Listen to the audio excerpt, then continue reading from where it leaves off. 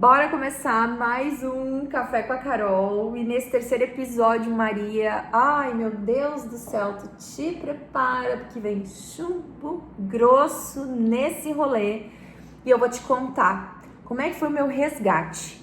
E aí eu vou te trazer mais um questionamento bem forte. Porque assim, às vezes Deus já fez tudo para nos resgatar e a gente tá lá igual uma sonsa, querendo fingir que a gente não tá entendendo o que ele tá dizendo pra gente. Então eu vou te mostrar como ele me resgatou e como ele também já pode ter te resgatado e você não percebeu. Ou você já percebeu, já tá na glória do Senhor. Na glória não, né, gente? Que a gente tá vivendo aqui, na glória só quando a gente morrer. Mas já está assumindo a tua vida aí de filha amada, de filha querida, de filha na presença do Senhor.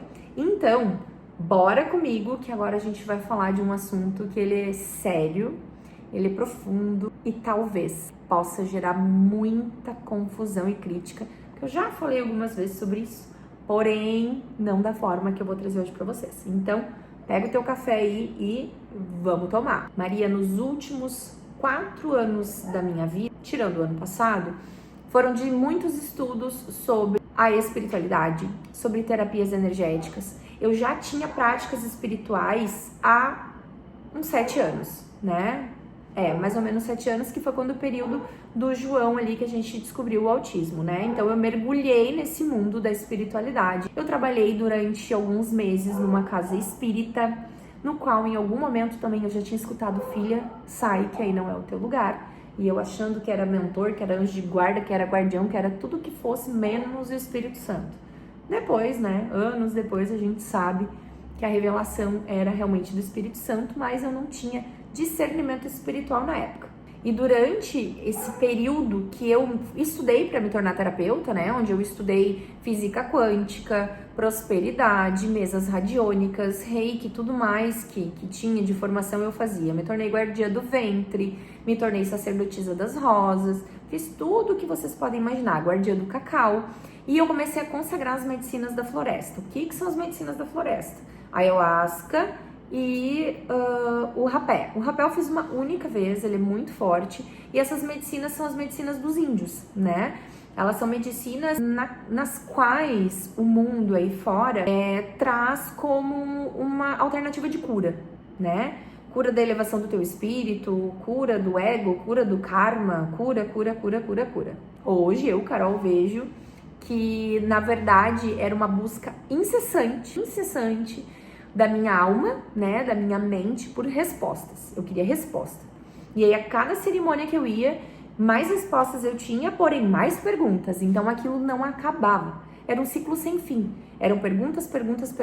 Aconteceu que depois de 3 anos consagrando, 1 ano antes mais ou menos, um período, meu corpo já travava para ir para cerimônia. Meu corpo travava. Mas eu ia mesmo assim, porque eu fazia de tudo. Eu sempre fui uma pessoa que buscou tudo por realmente querer a cura, por realmente querer uma resposta, por realmente querer entender qual era o meu lugar aqui no mundo, o que eu vim fazer, qual era o propósito, né? Então eu estava ali procurando, buscando desesperada.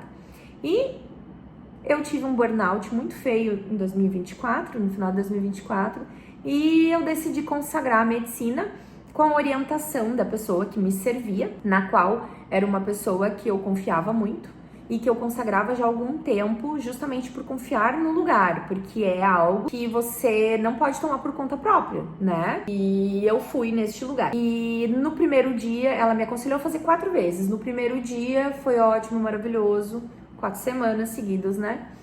Só que na segunda vez, muitos véus começaram a cair. E aí teve um momento em que eu tava já na segunda toma. Gente, eles servem um fiozinho assim, muito diferente antes que tu já pense coisas, que teve a morte lá do neto do Chico Anísio, né? Aquele menino tomou 1 litro de ayahuasca. Nesses lugares, até onde eu sei, eles servem isso aqui.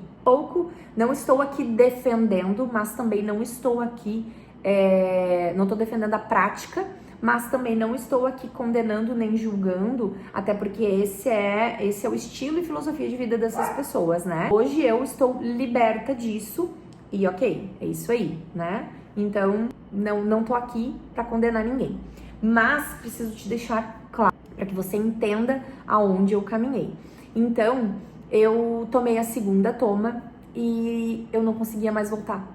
E para quem não sabe, a ayahuasca, você toma ela faz com que você abra portais espirituais, você vai a alguns níveis de consciência e você fica de olho fechado. Quando você tá de olho fechado, você tá lá vendo um monte de coisa. Quando você tá de olho aberto, você tá no mundo real. Só que eu não conseguia voltar. E naquele dia eu vomitei muito, era muito vômito. E eu não conseguia abrir os olhos. E aí eu comecei a ter muito medo.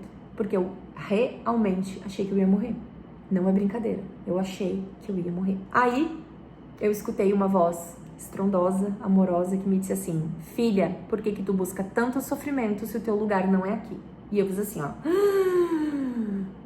E eu olhei para os lados e eu comecei a surtar em silêncio, olhando para aquilo e pensando: meu Deus, isso aqui é um vício, essas pessoas estão viciadas, isso aqui não tá certo, isso aqui não tá certo. E aí, gente, eu saí de lá e eu já saí procurando a Bíblia, já saí assistindo pregações, minha mãe me deu um devocional, fui na igreja poucos dias depois e foi aonde o Senhor foi me aos poucos me puxando cada vez mais para perto dele. E aí foi um progresso, né? Foi um progresso até chegar o dia em que eu decidi me batizar, que eu mergulhei, né? Que eu morri para minha velha vida para nascer para uma nova vida, porque é isso que o batismo faz com a gente. Mas eu precisava te contar que a minha história de resgate, ela é forte, ela é profunda, ela é extremamente espiritual. Foi realmente uma revelação do Espírito Santo. E como eu costumo dizer, o Espírito Santo, ele usa quem ele quer, a hora que ele quer, aonde ele quer.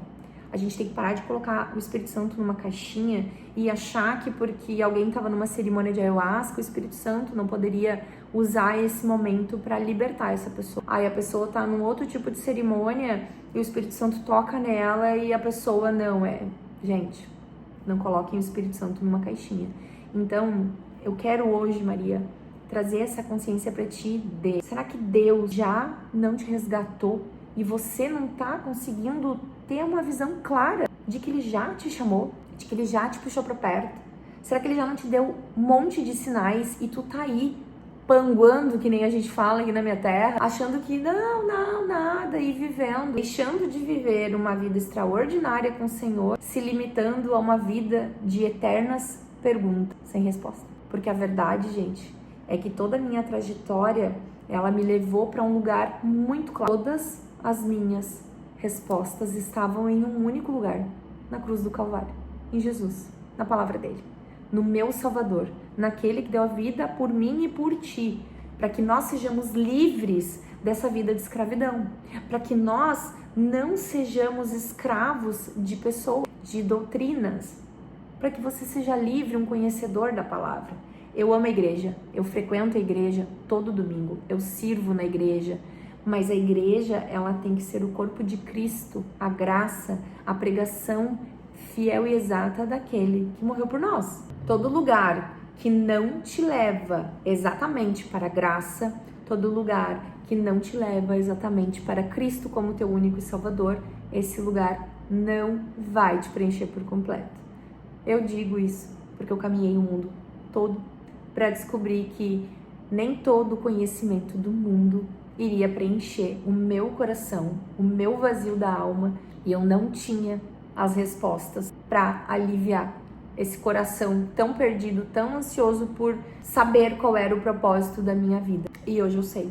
O propósito da minha vida é louvar aquele que é único e digno de louvor. É falar do evangelho para as pessoas. E isso não significa que você tenha que abandonar toda a sua vida para fazer isso. Mas esse é o propósito para que Deus nos criou, para levar o evangelho para todos os lugares. Então, Maria, se eu sou hoje testemunho vivo de um Deus lindo, maravilhoso, que salvou minha vida, eu tenho certeza que a tua vida também é testemunho vivo da mão dele na tua vida. Então, Maria, até o próximo episódio. Vamos tomar um cafezinho logo em seguida. Logo tem mais outro episódio. Te vejo em breve, tá?